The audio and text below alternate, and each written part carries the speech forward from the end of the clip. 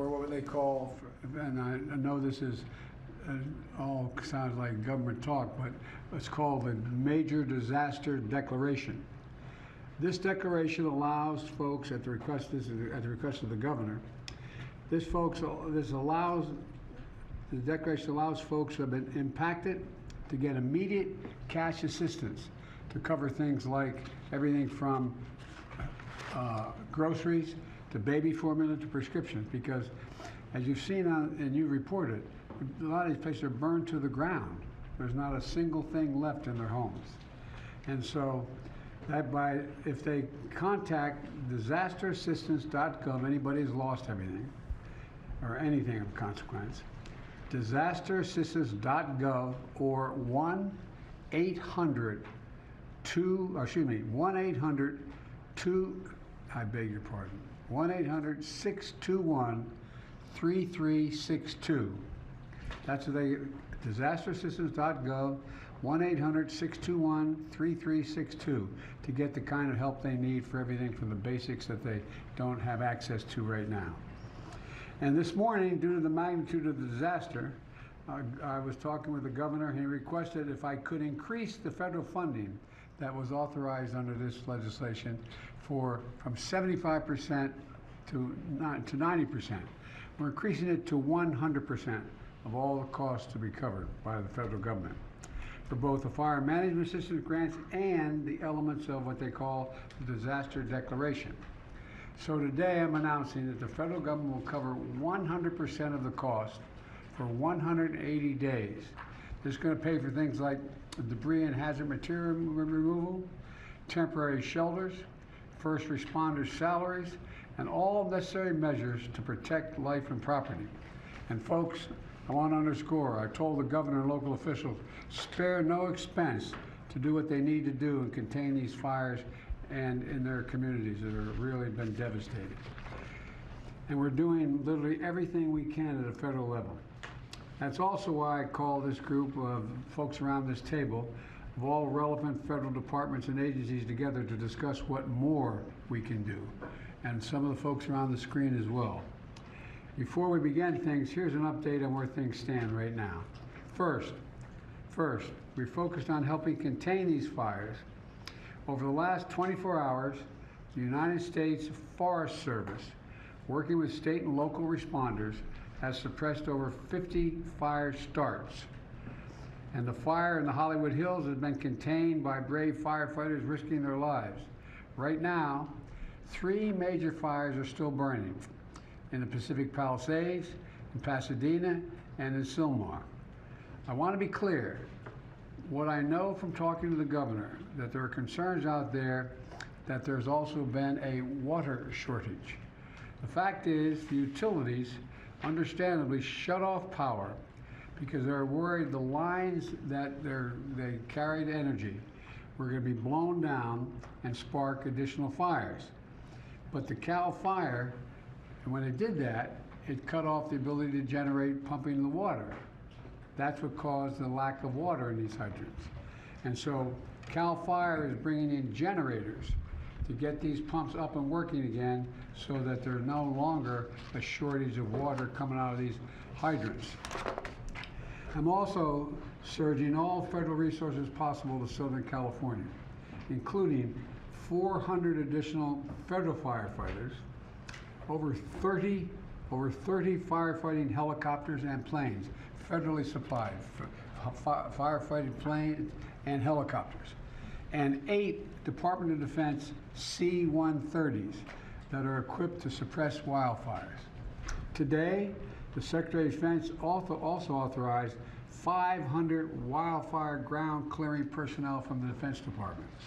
And I've directed the department to continue working with Governor Newsom to identify additional resources that can be provided for public safety and security.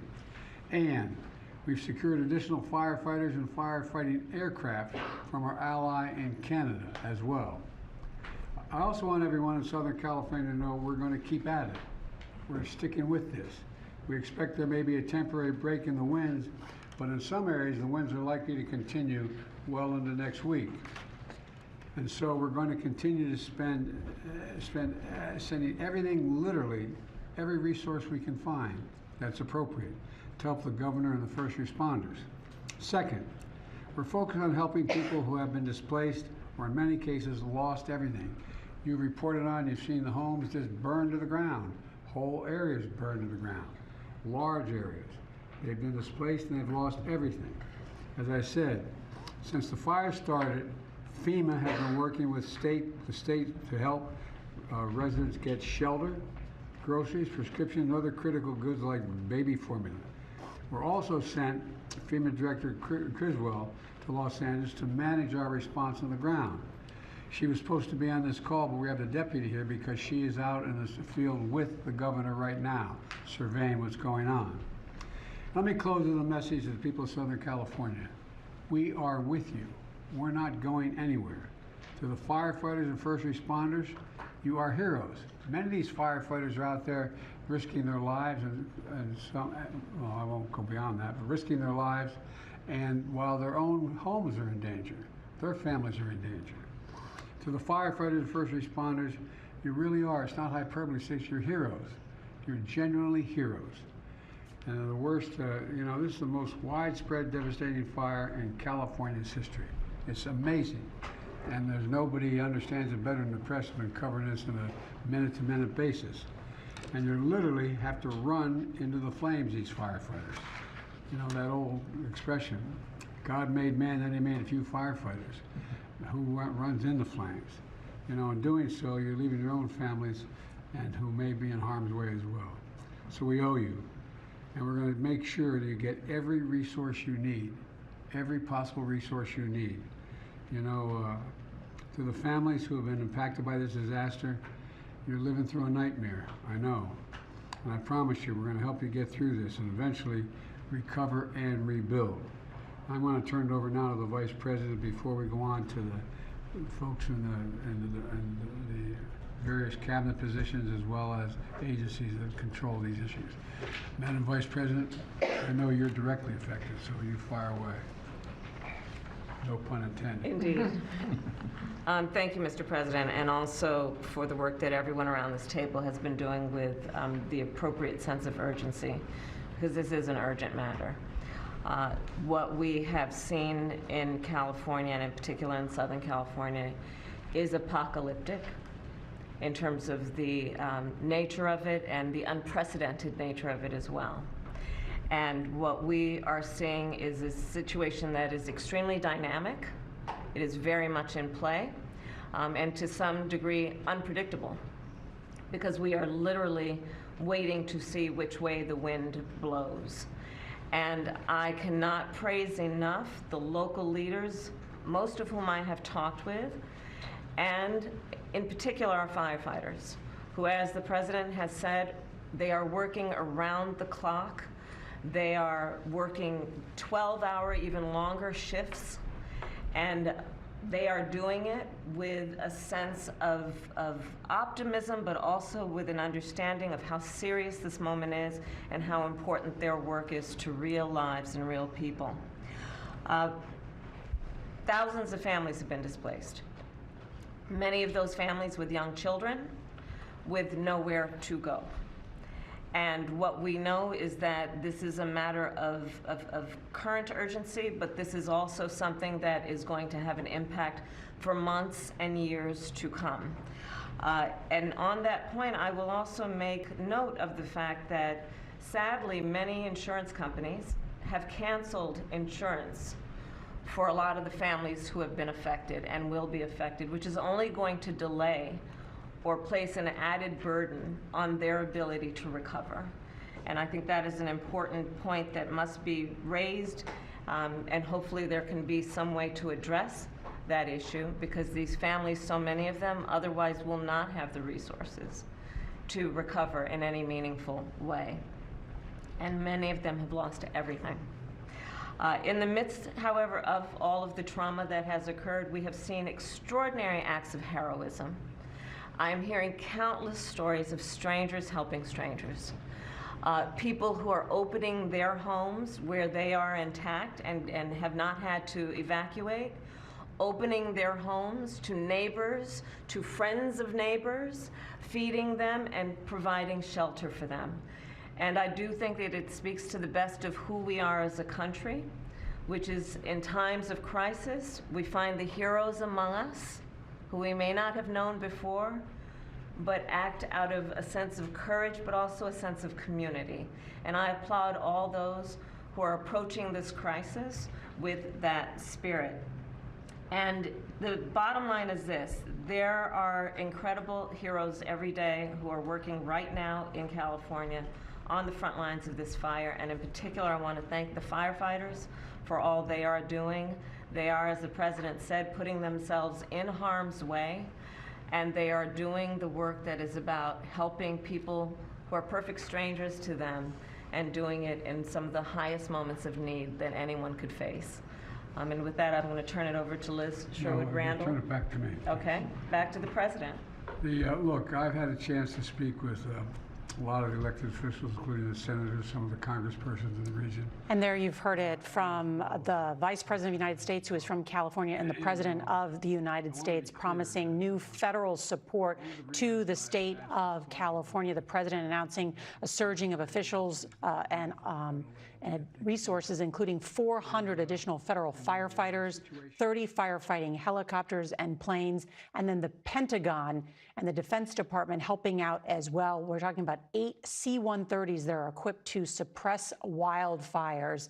So that is a big move, as the federal government is going to help as well. Let's check in on the ground with our own Chris Van Cleve, who is among the destruction from the Eaton fire in Altadena, California. And Chris, what can you tell us about what's happening there today? Well, Nora, down here on the ground in the cities, the winds have died down noticeably. So firefighters have been able to go basically block by block, checking all of this destruction for hotspots. They want to knock that down before the winds kick up tonight, because there can be embers that are embedded sitting under the debris. Those will start other fires.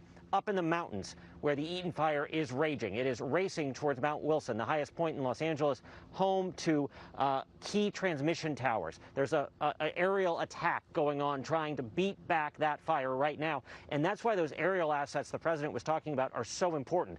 It was from the air that firefighters were able to stop the fire last night, the Sunset Fire, as it was racing towards Hollywood.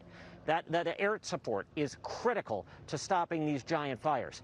We also spent the day with people who came home to find homes like this, where all that was left was rubble. We went with one woman as she was walking through a house that she bought 10 years ago after her husband died. She's a widow, and she said she wanted to start anew.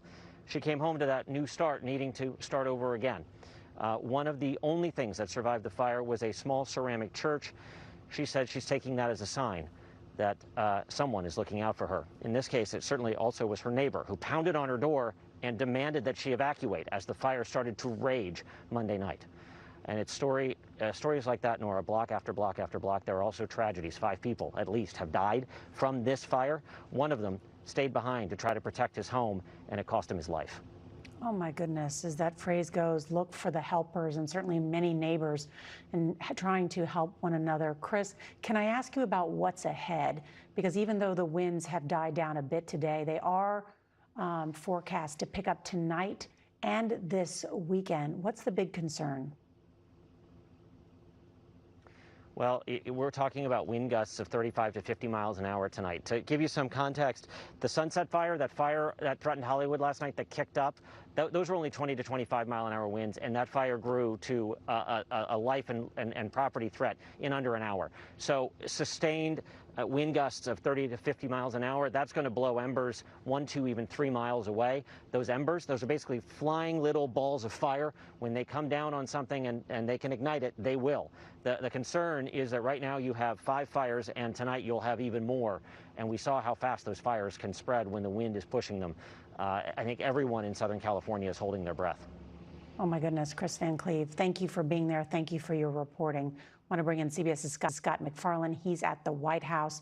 Scott also covers Capitol Hill for us. And Scott, the president announced that the federal government will cover 100% of the cost of recovery for 180 days. Is he going to need congressional approval for that?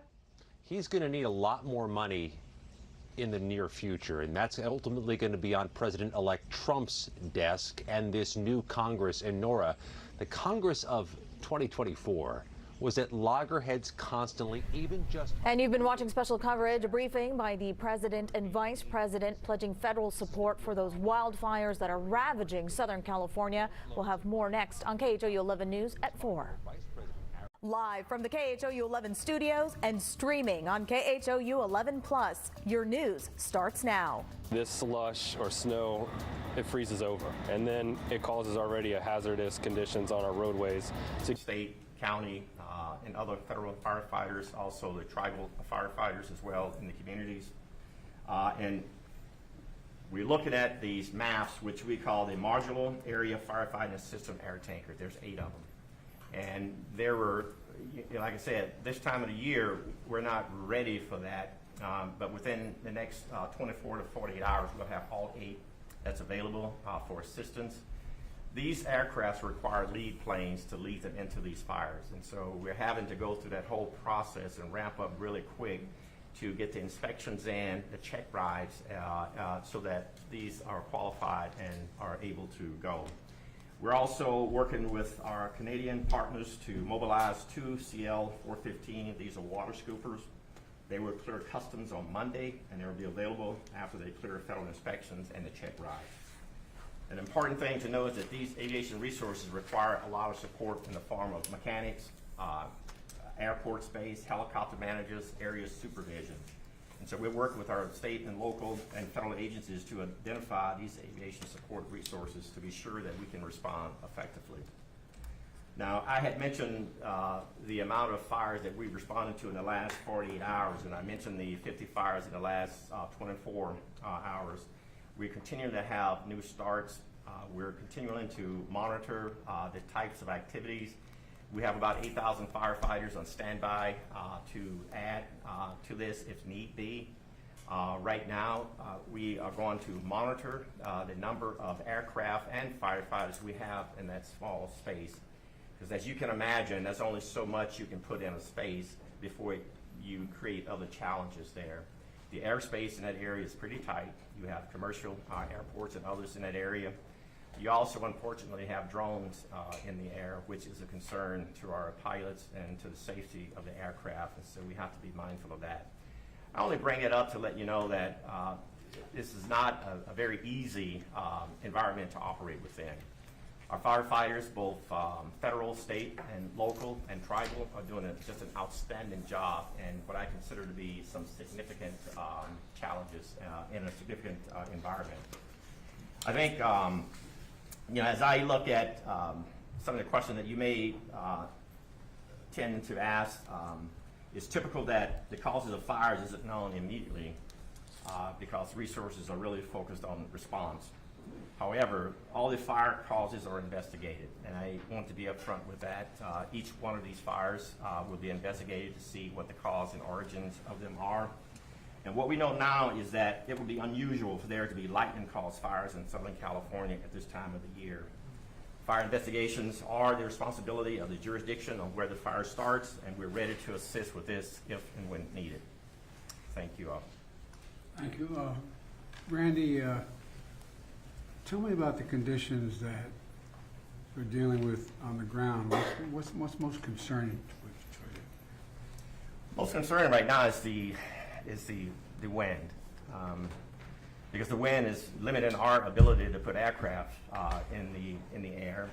Aircraft will not put that fire out, but it gives our firefighters, our boots on the ground, a really good opportunity to put the fire out with a little help from retardant and water drops.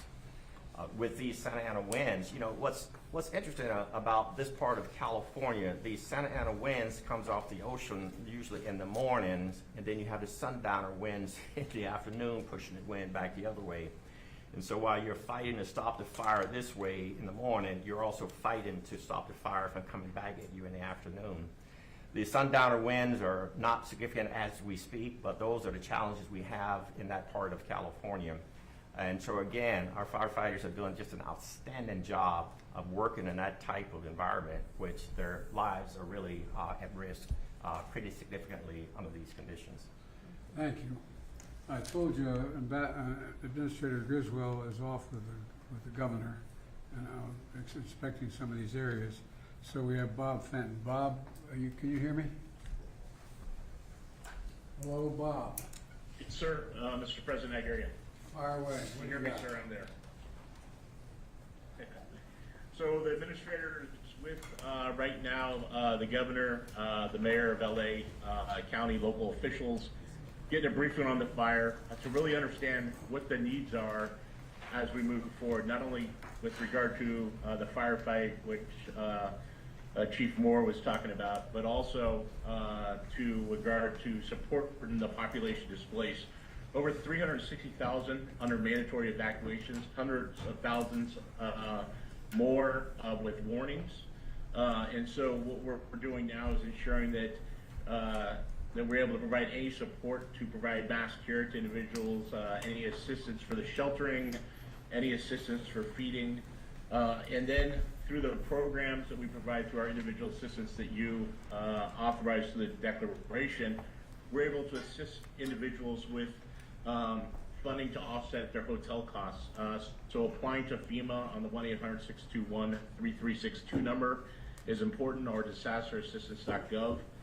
We're sending teams out to the shelters. We know that there'll be a huge need after fires for mental health specialists, and working with HHS on providing that. As the Vice President talked about, insurance is problematic in California, especially with the fires. And so not only do some of the changes in our authorities help now with those that are underinsured, which we see more and more, but we want those that are insured to start seeking assistance to their insurance companies. Our programs can help individuals, especially displaced and who have lost their homes, with rental assistance until they can rebuild, and ultimately provide temporary housing. So we're in discussions with state and local governments on how we will meet those housing needs, both in the interim by using available stockage here, but how can we help rebuild? And then lastly, I would just say that we're really focused on already starting to discuss debris removal and all the hazardous waste that comes from fire and how to remove that safely between local, state, and federal government. We'll rely on federal partners, US EPA, the Corps of Engineers, and others to be part of that, that technical assistance help to support the safe removal so that ultimately we could rebuild. And one of the things that we will start doing in the next couple of days is starting that discussion on how do we rebuild, and not only rebuild, but rebuild more resilient and bring together state and local federal agencies to start that discussion in the weeks to months ahead.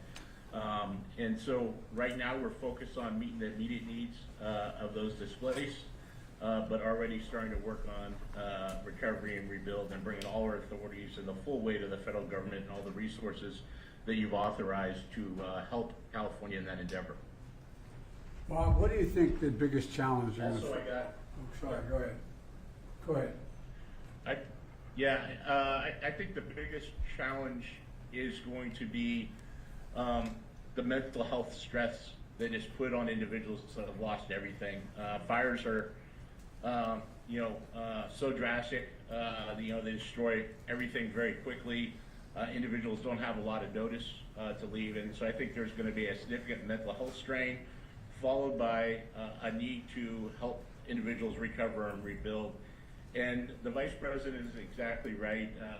Why I suspect that many have insurance, many are underinsured. And insurance is difficult to get, and some might have lost their insurance or been canceled by insurance companies. And I think that's something we need to continue to work on, as a government at all levels, but something where there'll be gaps in assistance that we will need to bring in, not only federal agencies, but nonprofits, private sector, to help meet those needs. I think we're going to have to do that. In addition, the fact is that the two declarations I signed, provide for example, the rebuilding of churches and schools and certain, but not businesses, not business centers. And so that's going to be a gigantic cost as well. But the debris removal is a big deal. And that's going to take a long time, isn't Yeah, it will take some time to remove the debris.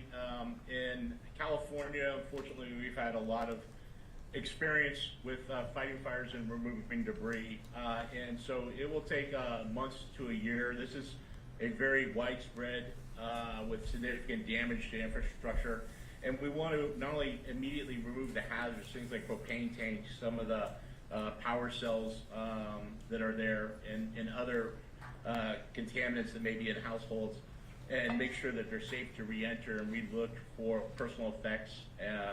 But then the second part is removing that ash, and what we've done before is help people with the removal so that we could get down on the grade and then immediately start rebuilding. All right, I appreciate what you're doing, and those, like you said, 360,000 people have been evacuated so far. Sure, appreciate. Go ahead. What were you going to say? Yes, sir. I just want to let you know I'm on also with the fire administrator from FEMA, who's been working with the local fire chiefs, and I didn't know if you had any questions or she wanted to add anything to this discussion. Chief Lori Moore is on. Well, I've been talking to them, so Chief, you want to add anything to this? I will, sir. Thank you very much. And as you might know, I've been here, got here last night. It was important to get here on the ground with the fire chiefs and the firefighters that are here. So I've been with LA County, LA City Fire Chief since last night. We're at the Palisades EOC right now, as Regional Administrator Fenton just said, with the governor, with the FEMA administrator getting the brief. The coordination of resources, it helps for us to be here, U.S. Fire Administration, as part of the response because we're on the ground. We're able to explain ground truth and coordinate resources, streamline the communication between federal. We're also here checking on the firefighters on the front lines, and I really appreciate what you and the Vice President both said about the boots on the ground, because these are their communities, and nobody wants to fight the fire and save these communities more than these firefighters who are boots on the ground from the very moment the ignition began. So we're checking on them, and I will tell you they're exhausted. Obviously, many of them have been more than 6 hours on this now. They are able to take a quick nap sometimes in the truck, but they are on the job, and they keep fighting. And so they need to know that they matter. And so it's important that I show up with them, to see them, to say thank you, and to let them know that we are watching, that we know what they're doing. We want to make sure that we're here when injuries happen. And so we did have an injured firefighter in LA County, fell through a 3-story roof just about 2 hours ago. So several major injuries, but in the hospital. I'll be going to check on him shortly. And it's about the response too, because often while we're in the midst of the response, these chiefs can't explain everything that is happening, and there's a lot of questions, as you might imagine, and are addressing. And so it's important that we're here to help explain why the fire's moving the way it is, the fire dynamics, helping people understand. And when there's questions, as you know, about the response or about the water, to help people understand that it's not over if there's not water in the hydrants. We have tenders, we have tankers, they're doing rescue. So there's a lot of work to be done, and controlling these perimeters. There's so much work that these firefighters are doing beyond the direct suppression on these fires. And so that's why we're here, and to continue to learn, because every one of these tragedies, unfortunately, is a lesson to how to prevent the next. And so it's important that we do that as well. And so we're going to remain on the ground here, sir, on your behalf for a couple other days to make sure that we are part of this conversation. Well, you are part of the conversation. That's why I went out to California yesterday and met with those firefighters and met with those police officers, because they're also worried about looting and a number of other things. So they are really incredible people. They're making such sacrifice. But I think you're right. We have to provide them all that is humanly possible for them to be able to do their job. And there's going to be a need. I want to say it again, and we all know it around this table. There's a need for some help in terms of the psyche of these folks. There's going to be real problems regarding the mental health issues, and we got to make sure we're prepared to deal with it. All right, now Deputy Secretary of Defense Kate Hicks. Secretary, why don't you tell us what you and I and others have been talking about the Defense Department doing and what they're prepared to do now. Thank you, Mr. President, Madam Vice I'm looking President. at I'm right here. the screen, No I know. worries. Yeah, I surprised you. Yeah. We are very much leaning in here at the Defense Department. We, of course, are always looking for how we can support state and local partners and, of course, our interagency partners in the federal sector that you've already heard from. And that includes every tool that we believe we can leverage that causes us to always lean forward to make sure our partners understand what we could bring and be responsive to requests that they're coming forward with. And we have been in receipt of some requests. I will turn, with your permission in a moment, to Chairman Brown, and then we also have on the screen with us the NORTHCOM Commander, General Guillot, who is our focal point for responses here in the United States homeland. Secretary Austin this morning out in Germany already in his opening remarks for the final Ukraine Defense Contact Group spoke explicitly to our intent and efforts underway now to provide search support. And so I just want to emphasize it's so important to us that he's put that front and center even while he's concluding this important work overseas. You have mentioned some of the efforts we already have underway. We are ready, as I said, to engage with our partners on further efforts. With your permission, I'll turn to Chairman Brown. Please. Chairman. Mr. President, Madam Vice President, as you highlighted, we do have 500 personnel already identified to be able to support. Not so much in firefighting, because it takes some 10 days of training that would be required, and we don't want to pull firefighters away from that, but they can also support with rock clearance capabilities, commodity distribution. We talked about the airlift with their helicopters. There's 10 U.S. Navy helicopters as well as 10 Guard helicopters. The winds have been challenging to get them airborne. They can also help with the ground search and rescue, incident response, awareness, and the medical support. Those Marines will be in place in the next 24 to 48 hours. The California National Guard also has, by tomorrow, they'll have about 1,000 service members that will be available to be able to support as well. About 250 of those actually have some firefighting capability, and they can be trained in the next 24 to 48 hours to also support firefighting. As was mentioned, the C-130s with the modular aerial firefighting system, 2 of those are already channel. Explain what that means to the average listener. Yeah, so what it is, it's a C-130 that's modified. It has a system that's put in a modular system that's put into the back of the C-130, and so it's able to push out either water or the slurry retardant associated with. And as was highlighted, they are usually prepared to do this during the firefighting season. This is several months prior to when they would typically do this. And so there's 2 C-130s that are already at Channel Island. They're in just northwest of Los Angeles. The other 6 will be there within the next 24 hours or so. The first flight will start tomorrow, and then they will continue to be prepared to be able to support. We're also looking at surrounding bases that may have ability to bed down any displaced personnel or families. We've got about 1,000 beds that have been identified at either Edwards, March, or Fort Irwin there in California. In addition, we're using March Reserve Base as a incident response area and getting that set up. Mr. President, last thing I would say is what I've, and before I turn to General Guillot, what we really try to do is identify things that we know we could lean forward on before there's even an ask.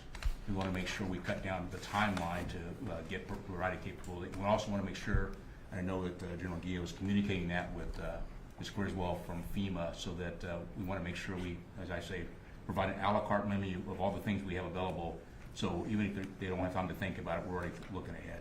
Last thing I would say is when I met this afternoon with my staff, the thing we also talked about is there's immediate response, but there's also, as was highlighted, the longer term response of things that we'd have to be able to look at in recovery. And so we're already thinking ahead of what options DOD may be able to provide to support. Any of your questions, and I can turn You guys have been immediately responsive. Thank you. I mean, you're right on top of things. But let's turn to General. Good afternoon, Mr. President, and thank you, Chairman. NORTHCOM, on behalf of the Department of Defense, is aggressively taking action to deliver capabilities to California as soon as they are requested. So in addition to the aircraft and ground forces and the incident installation support that President Biden and Chairman Brown mentioned. We've identified other capabilities such as helicopter support, search and rescue, both from the ground or from the air, commodity distribution, route clearance, and medical capabilities that we've postured and have leaned forward to make sure that they're able to deploy to California and operate just as quickly as they are requested. And to do that, we're cooperating very closely with FEMA, with the state of California, and the National Guard Bureau to deliver the right capabilities at the right time for the women and men of California. Well, the Defense Department, I gotta say, stepped up immediately. I didn't even, matter of fact, I got a call what you need before I even asked. So thank you all. And you have incredible capacity and capabilities, and just getting them in place as quickly as possible is the most important thing. We're doing that right now. So I think you're gonna see an awful lot of help coming based on what you want to do, what you can do, and the entire department is surging capacities, in my understanding, including the aerial equipment to fight these fires. So thank you very much.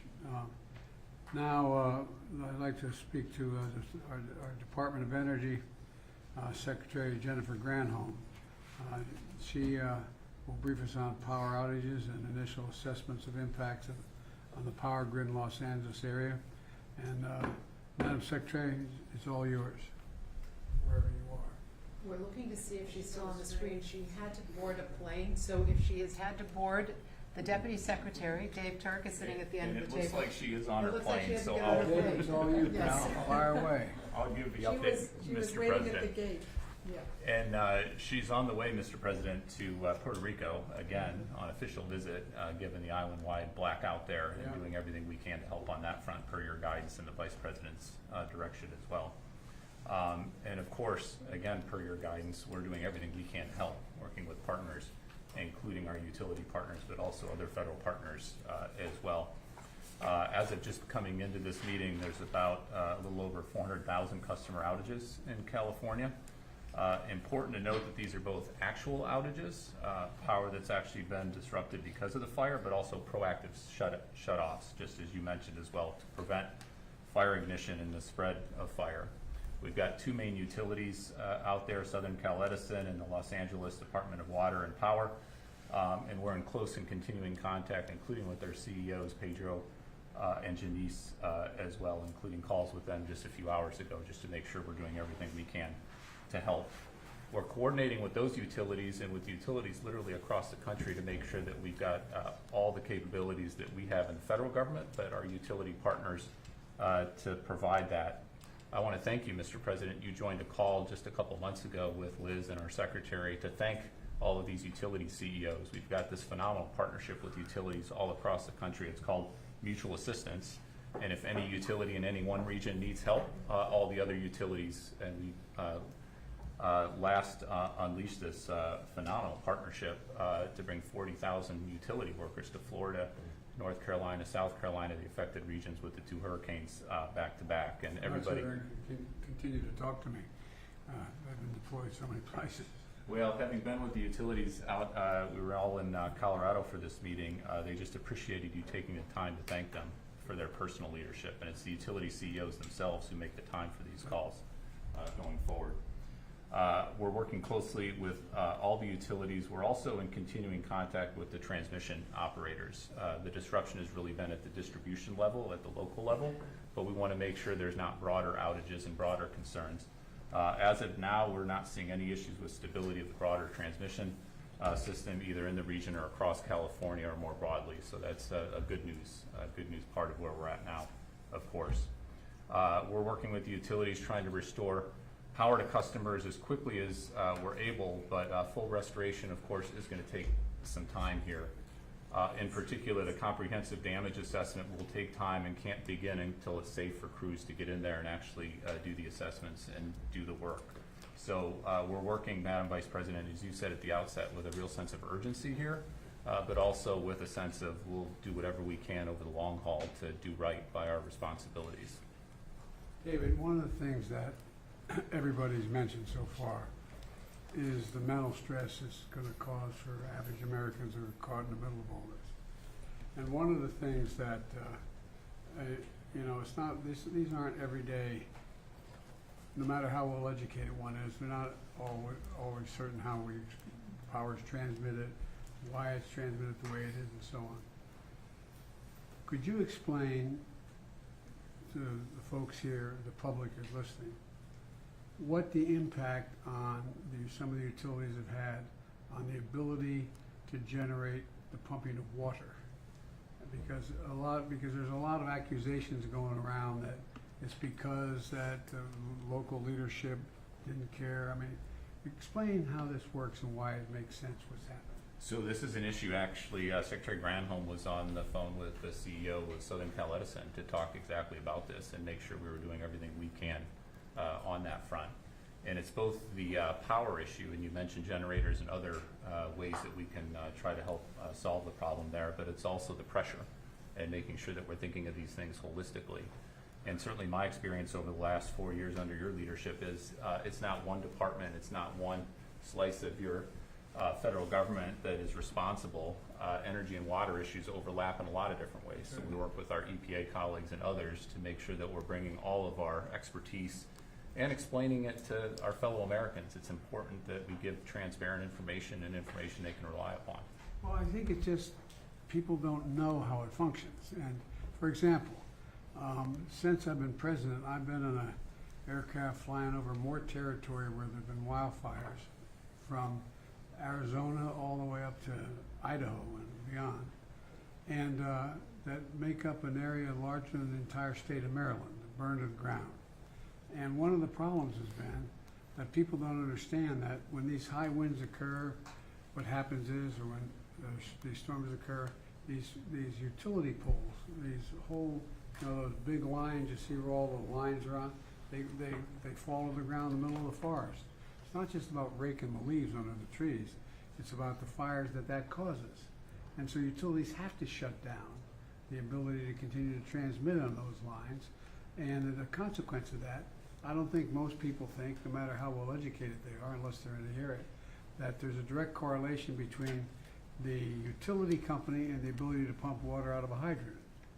And so it allows for a lot of uninformed people to make assertions or concerns or accusations about the local officials not caring or not working. So as I understand it, the vast majority of the circumstances where the water resource has been diminished is because of the utility company not being able to maintain the electric transmission because they're getting knocked down or shutting down so they don't cause more fires. Fires, exactly. But now what is happening is, are we getting cooperation with utility companies to bring in generators and others to bring in generators to generate the energy to allow that fire hydrant to function?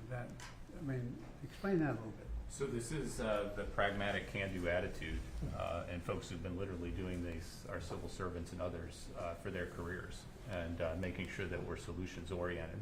We sometimes call our department the solutions department, as Liz knows from having been Deputy Secretary of the Department of Energy. And so whatever gets the power on to allow the water, whatever gets the job done, a lot of times it's working with our defense colleagues who have terrific assets that can be brought in quite quickly. The other point I'd like to make, Mr. President, to thank you and the Vice President's leadership and our folks in Congress, your bipartisan infrastructure legislation actually provided $10 billion. It's a GRIP program for grid resiliency to improve the resilience of our grids so that when the grids do go down, they come back on quicker. That's $10 billion that we've already gotten out the door and is being invested in communities all across the country. We need more of that. We need continued focus on infrastructure, but infrastructure matters. It matters a great deal because, for example, one of the things that I knew but I didn't know, that I didn't put a number on it, it'd be a lot easier if these electric lines are running underground in contained vessels So in the middle of forest, so there's nothing that, I mean, but it costs what, 6 times more? It can cost 6 times more, and we're doing a lot more undergrounding thanks to your leadership on the infrastructure funding.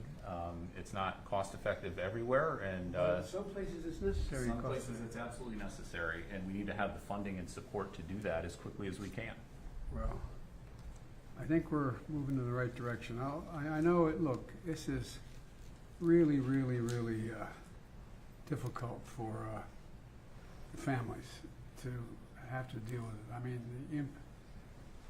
you know, I have a family member who lives out there, and the area where he lives, I'm not getting into detail, but where he lives, I think there are something like 240 or 260 homes that burned to the ground, all but 14 or 15 of them. And everybody has to evacuate. And people are going, when do I get back? Will I ever find that picture album? Will I ever find the jewelry that my grandmom gave me? Will I ever, I mean, there's so much anxiety that's generated. And I think that we've been through this once before in Hawaii, where the fires occurred, and we're trying to build back up the community so they could open up and things be running. But it's really, really, really hard. So I'm going to make an appeal right now to the United States Congress. They're going to have to step up when we ask for more help to get these people the kind of shelter they need, to get the kind of help they need, because it really does matter. And you guys do, I'm not being solicitous, you all do a hell of a job. And we've learned, unfortunately, so much. And there is, in case you haven't noticed, there is global warming. It does change weather patterns. And as you explained, Randy, winds going in and winds coming out. You get the one going in, but you don't want the one coming back out.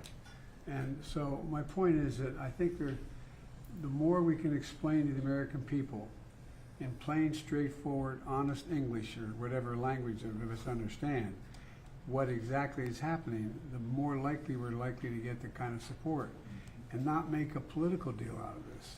I'm leaving this office very shortly, but it's not about the politics. It's about giving people some sense of security that we're going to be able to get this under control, but it's going to take time. And it's going to take time. And like I said, in the next little bit, we're going to be going back to Congress asking for some more help on some of this stuff. And I hope they're ready to step up, because we can afford it. And like I said, we have a little infrastructure bill that's over $1 trillion. It's going to be able to help a little bit. We have done a lot in terms of what we're going to do in terms of providing for this rebuilding of communities. And so I think the most important thing we have to do, those of us sitting around this table and on the screen, is explain in simple, straightforward language what the capacity we have is, how we're using that capacity, and what capacity we don't have that we need. And in order to keep things from just all these, in crisis, rumors and fear spread very quickly. And the most important thing is to just bring this down in an area, be honest with people, what's at stake, but be straightforward with them. What can be done and how we're going to get it done. So I thank you all very much. I'm proud of the job you're all doing, and I'm, quite frankly, proud of the job the local officials in California are doing. I've spent a lot of time with the governor and the mayor of Los Angeles and others. You know, they're doing everything that we ask of them and beyond. And so we're stepping up as best we can. Any of my colleagues around the table or on the screen want to add anything before we close this out? Well, as the Californian at the table, thank you for all of the leadership that everyone here has provided, starting with our president. We are beyond the point of calling it fire season. Yeah, that's right. We really, and we're seeing this around the country, that whereas years before we would talk about a particular season of extreme weather, we are seeing that it doesn't matter what month of the year, we should be ready.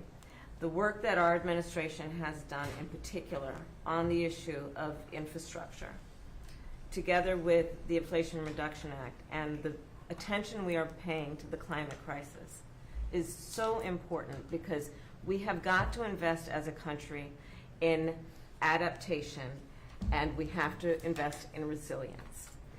And that is about homeowners, that is about families, that is about cities and local governments, state governments, and we have to adapt to this changing climate. For example, fire hydrants are pretty much built to deal with an individual house fire, not with a wildfire that is taking on entire residential communities, where these homes are providing the fuel for that fire to grow. We have to put more resources into our fire departments and firefighters, understanding that we are asking a lot of them that traditionally they never had to do.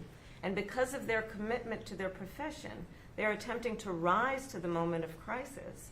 But we need to put more resources into those individual professionals and into the departments that sustain that work with the mission. That is such an important mission in times like this. So, Mr. President, I thank you for your leadership, your foresight to understand what over these last 4 years we could do to leapfrog in front of what we know to be a changing climate to meet these types of moments. And God bless all of the people who are on the ground right now in California doing that work. I thank you for your comments, and I think I totally agree with you, which will not surprise anybody. Look, there's an expression from a famous Irish poet. He said, all's changed utterly. A terrible beauty has been born. All has changed in the weather. Climate change is real, fundamentally altering, not just here, but around the world. Around the world, what's going on. And we've got to adjust to it. We've got to adjust to it. And we can. It's within our power to do it. We've got to acknowledge it or to begin with. Just acknowledge that there's a change taking place, that we're not going to be able to legislate away. It's real. There is global warming. It's real. It's having a profound impact, and where it goes from here, I don't know, but I know one thing. We have the capacity to respond to it if we, in fact, exercise our good judgment. So thank you all very much. I appreciate it. Mr. President, do you trust that California will get the aid they need in the next administration? Do you trust that California will get the aid they need in the next administration? I'm not in a position to answer that question. I pray God they will. Do you have Mr. President, do you have a sense of how much this is going to cost in the end? No, the truth of the matter is no one can tell you that. For example, just clearing the debris. You saw what happened when we were dealing with the hurricanes that occurred from North Carolina to Florida. The cost of the debris cleanup is gigantic, gigantic. The cost of replacing the housing is almost exponential. I mean, we don't know what it is, but we know one thing we have to do. We have to stay with it. We have the capacity to do it, but we don't know that. Anybody give you a number now, they have no idea what the hell they're talking about. It's a big, big, big number. Mr. President, Whoa, wait a minute. Mr. President, can you update us, please, on the Hamas hostages and what you think of the incoming administration's efforts and ultimatum? I can, but I'm not sure it's appropriate for now. We're making some real progress. I met with negotiators today. I think there's what's going on right now in Lebanon, as we finally have a president